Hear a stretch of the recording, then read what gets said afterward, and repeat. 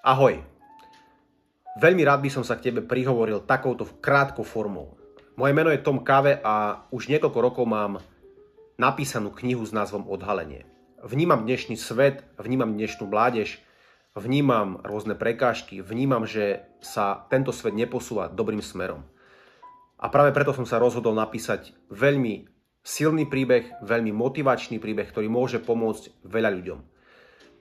Venujem sa prednáškam na základných a stredných školách na tému drogy. Rozprávam študentom o drogách, pretože sú dnes všade a sú veľkým rizikom pre našu spoločnosť a sú veľkým rizikom pre dnešnú mládež, ktoré tvoria našu budúcnosť. A práve preto kniha, ktorú som napísal s názvom Odhalenie, ponúka základné princípy, ako prežiť ťažký život, ako zvládať prekážky, ako sa vyhnúť drogám, čo treba robiť, aby nemuseli užívať drogy. Čo treba robiť, aby človek bol šťastný, pretože sám som si zažil v živote ťažké vzostupy a pády.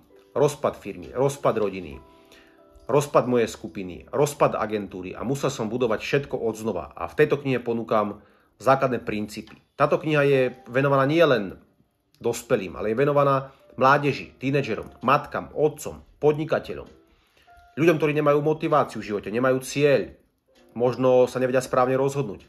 Ja viem, že touto knihou nezmením celý svet, nezmením celé Slovensko, ale čo i len jednému človeku, ak pomôžem, tak budem vďačný. A práve preto som vytvoril túto zbierku, pretože budem rád, ak budeš súčasťou tejto knihy, lebo kniha nebude len o mne, bude aj o tebe, pretože ak prispieš na knihu akokoľvek čiastkou, za ktorú budem veľmi rád, tak pomôžeš aj ty, pretože kniha je unikátna, autentická, je reálna, je skutočná, nie je kopírovaná žiadnym iným autorom. A práve preto ťa prosím, budem rád, ak podporíš tento projekt a knihu s názvom Odhalenie akoukoľvek čiastkou a takto vieme prispieť k zlepšovaniu našej spoločnosti a to si veľmi prajem.